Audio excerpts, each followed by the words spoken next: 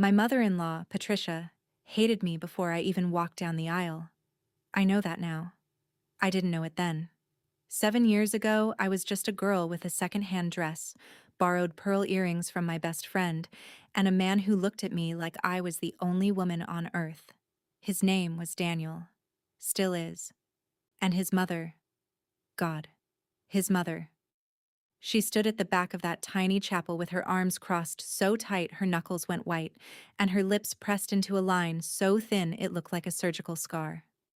She didn't clap when we kissed. She didn't cry happy tears. She didn't even pretend to smile. She just watched. Like she was waiting for me to trip over my own hem and prove I didn't belong there.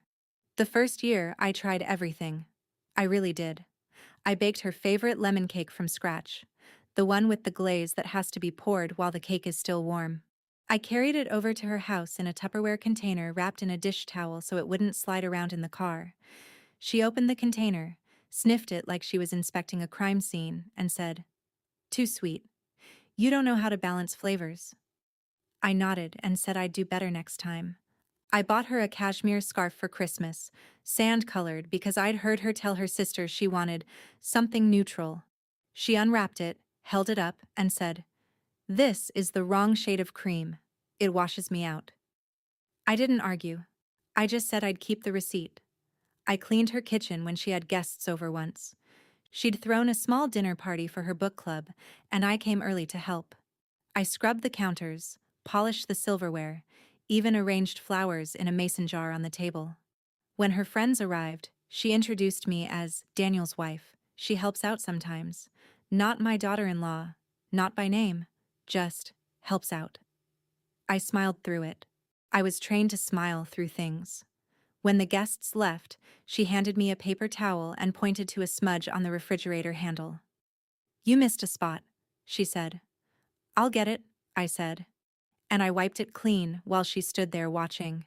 Later that night, I heard her on the phone with her sister. I was in the hallway looking for my purse. She didn't know I was there. She said, "She tries so hard, it's almost embarrassing, like a puppy that keeps bringing you a dead bird." I stood there in the dark, holding my breath, feeling my cheeks burn. I didn't confront her. I just found my purse and left. I cried in the car all the way home. Daniel asked what was wrong. I said, "Nothing. Just tired." I didn't want to make him choose between us. I thought if I just tried harder, she'd eventually see that I wasn't going anywhere, that I was permanent, that I was family. I was wrong. The first big crack came 2 years in. I was pregnant with our daughter, Lily. My first, Daniel's first, Patricia's first grandchild. I thought maybe, this would soften her. I thought she'd look at my belly and see the future, not the threat. I was stupid enough to invite her to help plan the baby shower. I called her myself. She said yes. Her voice was almost warm on the phone.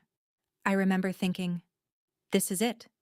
This is the moment she finally accepts me. She showed up at my house with a leather notebook and a silver pen and a smile that made my stomach flip because it looked so genuine. I let her take over everything. The venue, the cake, the guest list, the games.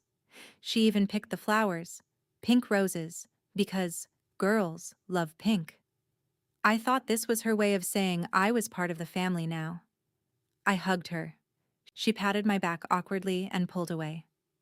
"Let's focus," she said. "We have a lot to plan."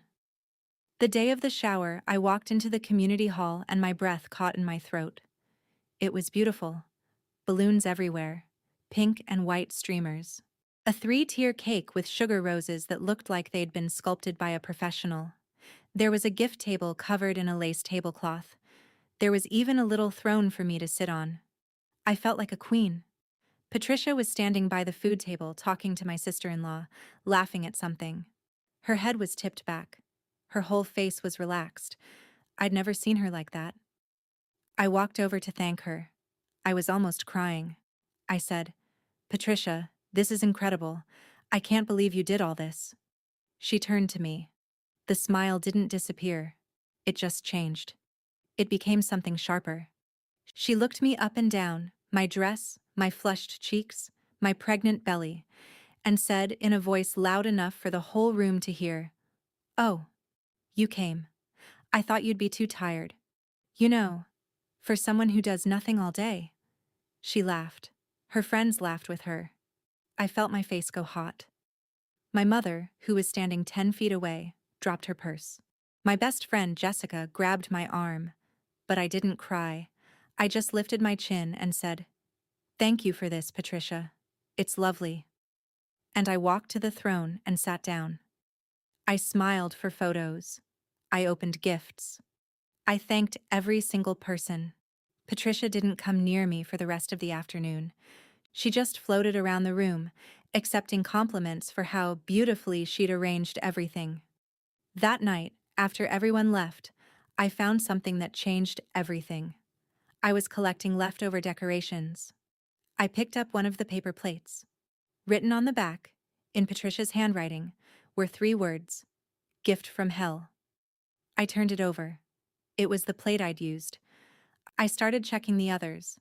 She'd written something on every single plate and invitation near where I'd been sitting.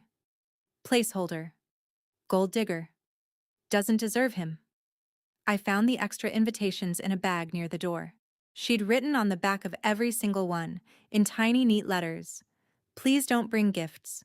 She doesn't know how to take care of nice things." I sat on the floor of that empty hall and felt something break inside me. Not my hope. Something else. Something colder. I didn't tell Daniel that night. I waited until the next morning. I laid everything out on the kitchen table, the plates, the invitations, all of it. He read them. His face went gray. He called his mother. I heard him yelling through the wall. I heard her crying on the phone.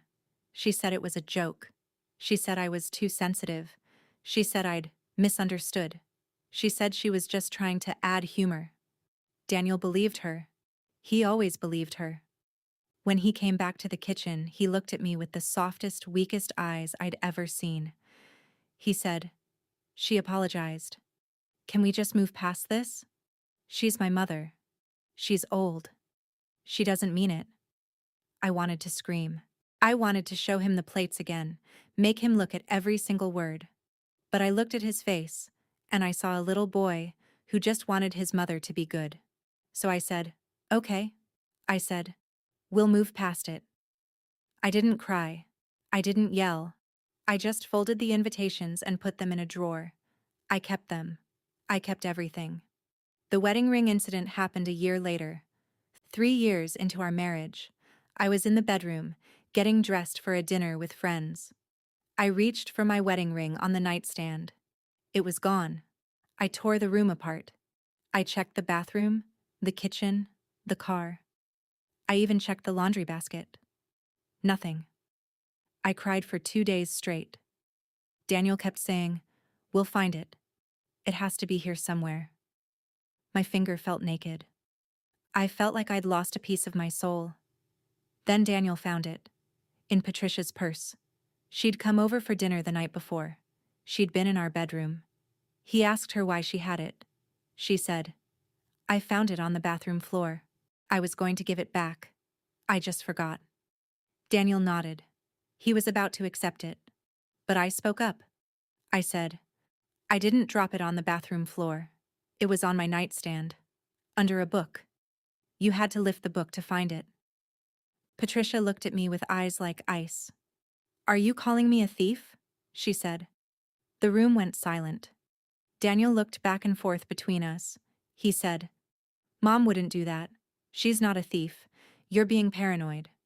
Patricia started crying. Big dramatic sobs.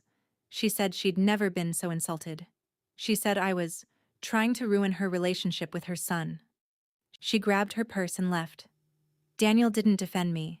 He just said, "You could have been nicer. She was trying to help." I stared at him. This was the man I loved, the man I'd married, and he couldn't see what she was doing. He couldn't see the pattern. I stayed. Because I loved him.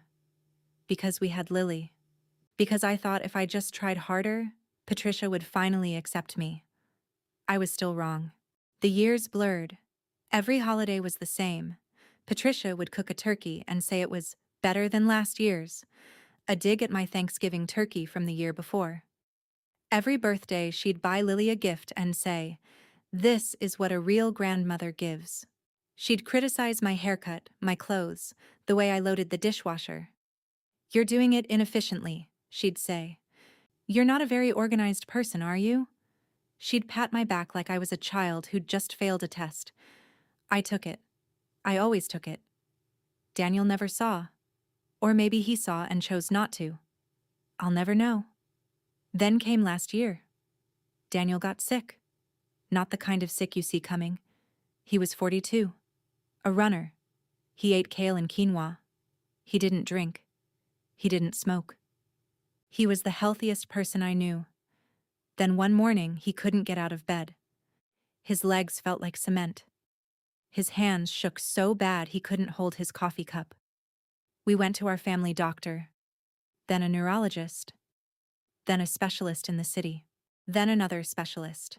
7 doctors in 6 weeks. Finally, one of them said the word, multiple sclerosis, progressive, not terminal, but life-altering. He would need care. He would need help. He would need me more than ever. I was scared, but I was ready. I loved him. I would hold him up. I would push his wheelchair. I would cook his meals and organize his pills and drive him to therapy. I would do it because I'd signed up for it. For better or worse. I meant it. Patricia showed up at my door 2 days after the diagnosis. She didn't knock. She used her key. She never had a key, but of course she'd found a way to get one. I was in the kitchen, crying into a mug of cold tea. I heard the door open and quickly wiped my face. She walked in like she owned the place. She didn't hug me. She didn't ask if I was okay. She just put her purse on the counter, reached inside, and pulled out a laminated piece of paper. 17 rules. Black Times New Roman. She slid it across the kitchen island like she was handing me a legal document. Rule 1. You will wake Daniel at 6 a.m. every morning and prepare his medication. You will not be late. Lateness is neglect. Rule 2. You will not work outside the home. Your job is now him. Quit or be fired. It doesn't matter. Your career ended the day he got sick. Rule 3. You will not complain. You will not cry in front of him. You will be strong. If you cannot be strong, you will leave. I will not let you damage him with your weakness. Rule 4. I will visit every Tuesday and Thursday to inspect the house. It must be spotless. Bed linens changed. Bathroom sterilized. No excuses. Rule 5. You will not make any major medical decisions without consulting me first. I am his mother. I know him better. You are his wife. You love him. I own him. Rule 6. You will not invite friends over. Visitors make him tired. His rest is priority. Rule 7.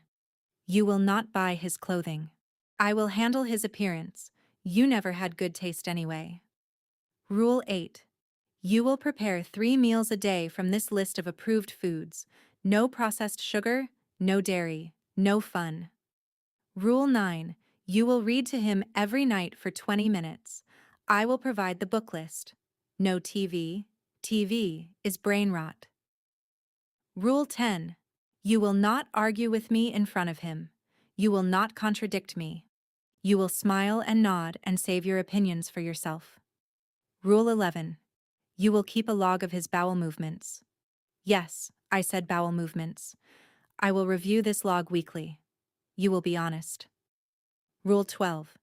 You will not cut your hair. He likes long hair. You will keep it long. Rule 13. You will not wear perfumes or heavy scents. I am allergic. Your comfort is secondary to mine. Rule 14. You will attend therapy. I will choose the therapist. You will discuss only what I tell you to discuss. Rule 15. You will not cry in front of Lily. Children don't need to see weakness. Rule 16. You will memorize this list. I will quiz you. Any wrong answer will be documented. Rule 17. You will sign this document at the bottom. Your signature acknowledges your agreement to these terms. I read every single word. My hands were shaking by the time I got to Rule 17. Not from anger, from exhaustion, from 7 years of being told I wasn't enough. And in that moment, something broke. But it wasn't me.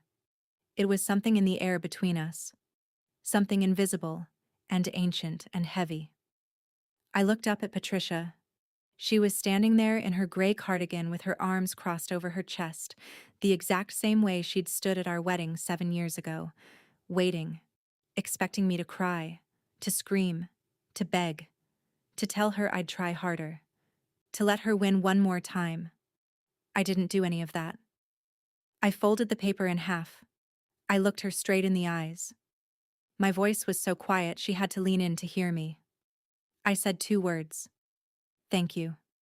She blinked. What? I said it again, louder this time. Thank you. For this list. For making it so clear. For finally writing down exactly what you think of me. She didn't understand. Her forehead wrinkled. What are you saying? I smiled. I'm saying you've given me the best gift you could ever give. You showed me your hand. You showed me exactly what kind of woman you are. And now I know exactly what I have to do. I walked into the kitchen, made myself a fresh cup of tea, and started planning. Not revenge, not the way she expected. I planned something better. I planned to teach her what she'd never learned in all her 68 years, that control isn't love, that rules aren't respect, that you can't humiliate someone into submission forever. Eventually, they either break or they grow. I grew. Daniel spent the next 3 months in physical therapy. I was there every single day. I held his hand while he did his exercises. I helped him into the bathroom. I made him smoothies with protein powder and laughed when he said they tasted like chalk. Patricia was there too, but she was busy managing. She told the physical therapists what to do. She corrected the order of his exercises. She brought her own charts and made them follow her schedule. She rearranged the pillows in his room. She made him sign a power of attorney document just in case. She didn't ask me, she didn't tell me, she just did it. She even asked the nurse to bring her a pen so she could initial his medication bottles. To ensure accuracy, she said. I let her. Because I had a plan. The first thing I did was simple. I started inviting her to dinner every single Sunday. Not as a guest, as a co-cook. I'd pick a recipe, something basic, like lasagna or roasted chicken, and hand her the ingredients. You have such strong opinions about my food, I'd say.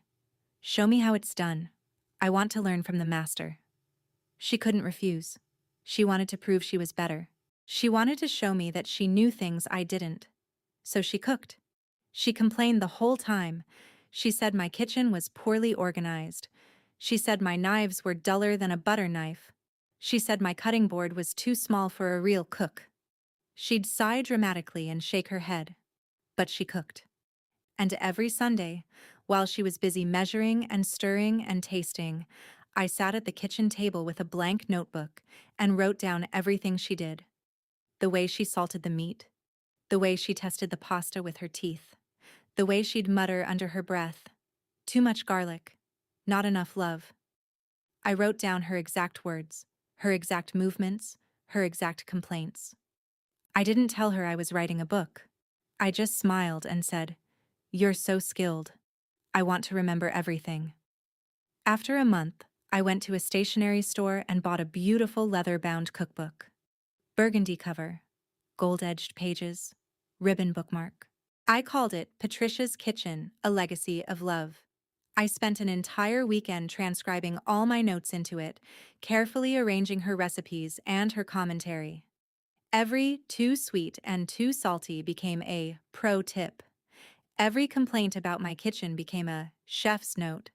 I typed a dedication page that said, "To Patricia, who taught me that love tastes best when it's made from scratch, and sometimes when it's made from criticism."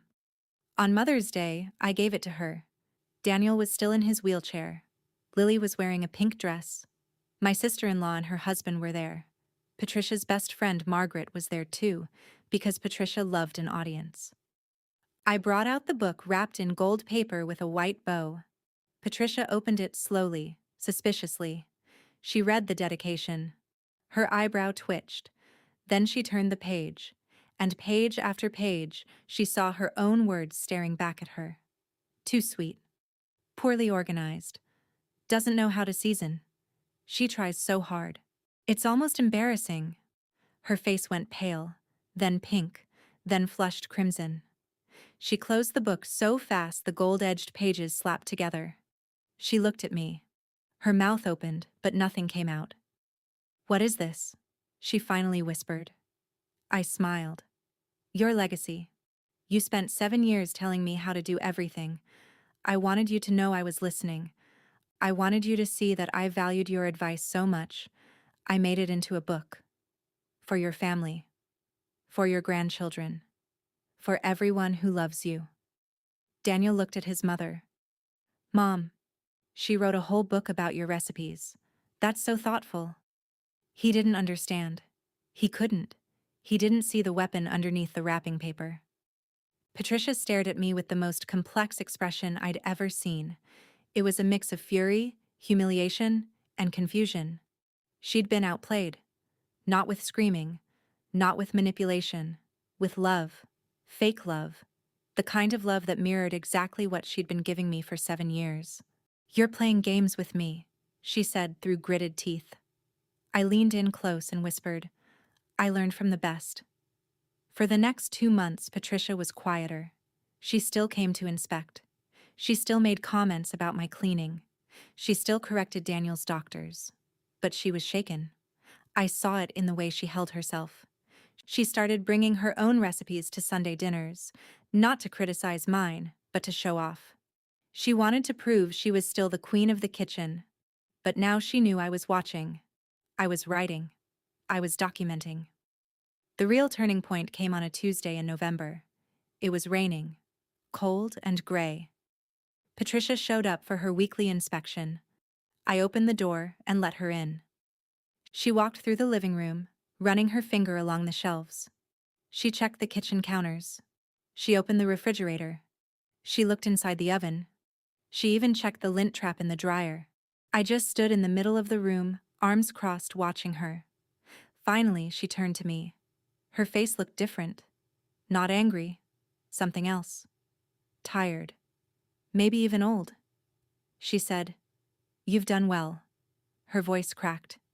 It was the first compliment in 7 years. I almost fell over.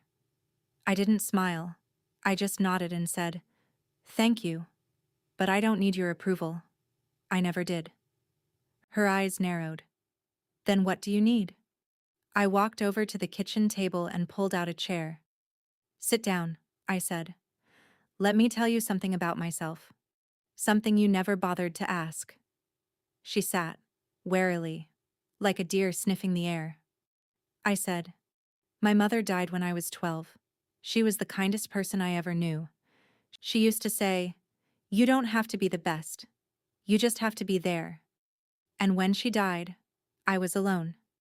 My father remarried a woman who couldn't stand me. I spent my teenage years being invisible, being told I was too loud or too quiet, too fat or too thin, too smart or too dumb.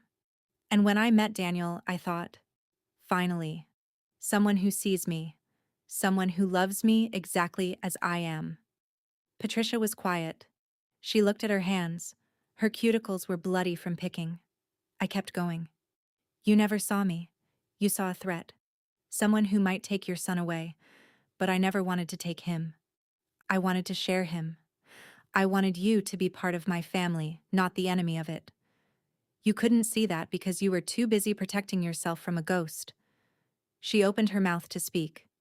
I held up my hand. "I'm not done. For 7 years, I let you treat me like I wasn't good enough. Not because I was weak, because I was trying to prove you wrong by being nice. But nice doesn't work with people like you.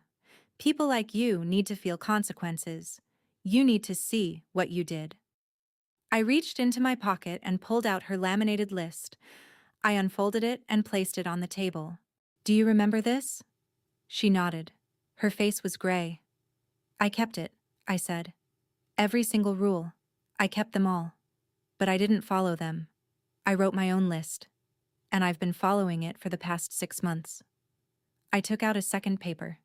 Pink. Folded neatly into a square. I opened it and read aloud. Rule 1. I will take care of Daniel because I love him, not because I'm forced to. Rule 2. I will work from home because I built a career with my own hands and I will not abandon it. Rule 3. I will cry when I need to. I will not hide my feelings to make you comfortable. Rule 4. I will not be inspected. My home is my home. Rule 5. I will not ask for permission. I will consult you only when I want to, not when you demand it. Rule 6. I will invite friends over. Daniel needs community. Rule 7. I will choose our clothes. I will choose our food. I will choose our life. Rule 8. I will not sign your document. I will sign my own. Rule 9. I will teach Lily that strength is not cruelty. Rule 10. I will stand my ground, always, even when it's hard. I put the paper down and looked her in the eyes. I didn't just make a list, I said. I documented everything. The ring, the shower invitations, your 17 rules. I have recordings of your phone calls to Daniel. I have screenshots of your texts to Lily's school, telling them I was unstable. I have receipts for the gifts you bought yourself with our money. I have everything. She was shaking now. Her lips were trembling. Her hands were gripping the edge of the table so hard her knuckles were white. What are you going to do? She whispered. Her voice was tiny. I'd never heard it like that. I stood up and walked to the kitchen drawer. I pulled out a thick manila envelope. I dropped it on the table in front of her. It made a heavy thud. I'm going to give you a choice, I said. You're going to take all of this, every single piece of evidence, and you're going to read it. Every word, every message, every rule. And then you're going to decide, do you want to be the mother-in-law who tried to destroy her son's wife? Or do you want to be the woman who finally learned to love someone who wasn't born into your family? Patricia stared at the envelope. A tear dropped on the table. Then another. Then a steady stream. She didn't wipe them. She just sat there, her shoulders shaking, her breath ragged. What do you want from me? She said. Her voice cracked. It was barely audible. I sat down across from her. I leaned forward. I said, I want you to cook dinner for my family next Sunday. Not a fancy dinner. Just something simple. A soup, a salad, bread, and I want you to serve it. Not from the kitchen, from the table, on your knees. She looked up at me, shocked. Her eyes were red and swollen. You want to humiliate me? No, I said. I want you to feel what it's like to put someone else first. To serve without being asked, to be small for a moment. Not because I want to hurt you, because I want you to understand. You spent 7 years making me feel small. This is your chance to see what that really feels like. And then, when you understand, you can get up. And we can start over. She was silent for a long, long time. The rain was still falling outside. The clock on the wall ticked. Lily was in her room, playing with her dolls. Daniel was napping in his recliner. The world felt frozen. Then Patricia nodded, slowly, and she said, Okay. Sunday came. She arrived at 3 p.m. with 3 shopping bags full of groceries. She didn't complain about my kitchen. She didn't correct my knives. She didn't mention my cutting board. She just walked to the stove, pulled out a pot, and started peeling onions. I watched her from the doorway. She moved slowly, deliberately. Her hands were shaking a little. She didn't look at me. She just focused on the vegetables. The whole house filled with the smell of chicken soup, rosemary, garlic, celery, carrots. It smelled like something my mother used to make. My chest ached. Daniel came down in his wheelchair. He saw his mother at the stove, her back to him, stirring. Mom, he said, what are you doing? She didn't answer. She just kept stirring. At 6 p.m., we sat down. The table was set with the good plates, the ones Patricia had given me as a wedding gift that she'd later said I didn't deserve. I lit candles. Lily put her napkin on her lap. Daniel sat at the head of the table, his chair pushed in by me. Patricia brought the soup to the table in a big ceramic bowl. It was steaming. She ladled it into bowls and placed them in front of each of us. Then she stepped back. And then, without a word, she lowered herself to her knees on the kitchen floor. Lily gasped. Daniel reached out. "Mom, stop." But she didn't stop. She looked at me. Her eyes were wet, red-rimmed. She said, "I'm sorry. I'm so sorry. For everything. For the plates. For the ring. For the rules. For 7 years of making you feel like you didn't belong. I was wrong. You were always enough. I was the one who wasn't." I got up from my chair. I walked over to her. I knelt down on the floor beside her. I took her hands. They were cold and thin and shaking. Her palms were damp with tears. "Get up," I said. "You don't have to stay on your knees. You just had to be willing to try. That's all I ever wanted." She started crying. Real crying. The kind that comes from somewhere deep and broken. The kind that sounds like it's been held in for decades. I pulled her up and wrapped my arms around her. She was stiff at first. Then she collapsed into me. I felt her shoulders heave. I felt her breath shudder. I held her. "Love doesn't have to be earned," I said. "Sometimes it just has to be accepted." We sat at the table and ate her soup. It was good. The best I'd ever tasted. Not because it was fancy, because it was honest. It was made with 2 hands and a broken heart and a willingness to change. Something changed in Patricia after that night. She started calling to ask how I was doing. Not how Daniel was. Not how Lily was. How I was. She asked about my work. She asked about my stress levels. She asked if I needed help with the laundry. She started showing up on Saturdays to help with yard work. She'd show up in old jeans and gardening gloves and pull weeds without being asked. She stopped criticizing my cooking. She'd say, "This is delicious, honey. You're so talented." She even apologized to my sister-in-law for all the years she'd been cold to her. My sister-in-law called me in tears, asking what I'd done. "It wasn't me," I said. "It was her." She finally decided to grow. 3 months later, Patricia moved into a smaller apartment closer to us. She sold the big house where she'd raised Daniel. She said it was too much space for one bitter old woman. She asked me to help her pick out new furniture. We went to a thrift store together.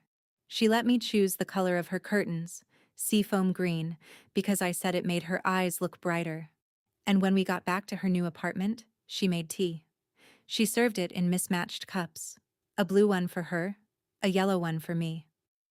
"Do you think," she said, stirring her tea, "that we could start over? Just be family?"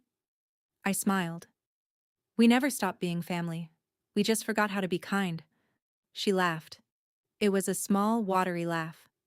"I forgot a lot of things." We sat there, drinking tea from ugly thrift store cups, talking about nothing and everything. Daniel was getting stronger. He could walk with a cane now. Lily was growing tall, with her father's eyes and my stubbornness. And Patricia. Patricia was learning something she'd never learned before, that power wasn't about being in control. It was about letting someone in. That was the day I finally understood what my mother meant all those years ago. You don't have to be the best. You just have to be there. And I was there. I stayed. I fought.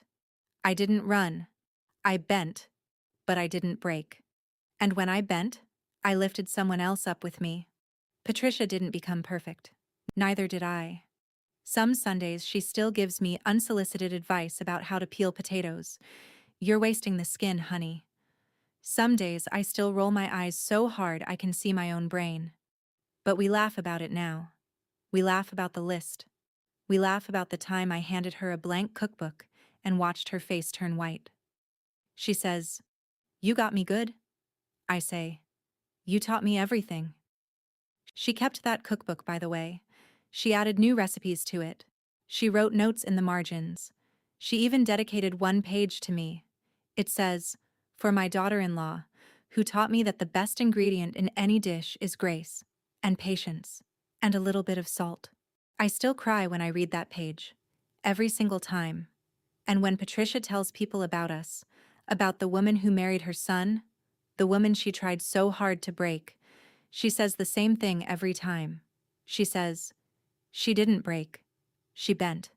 And she lifted me up with her." I don't consider myself a saint. I was angry. I was bitter. There were moments I wanted to humiliate Patricia the way she'd humiliated me. Moments I wanted to walk away and never look back. Moments I wanted to post her 17 rules on Facebook and let the internet devour her. But I'm glad I didn't. Because somewhere between the 17 rules and a bowl of chicken soup, something shifted. Not just in her. In me. I learned that you don't have to destroy someone to protect yourself. You can teach them. You can show them another way. And sometimes, not always, but sometimes, they actually learn.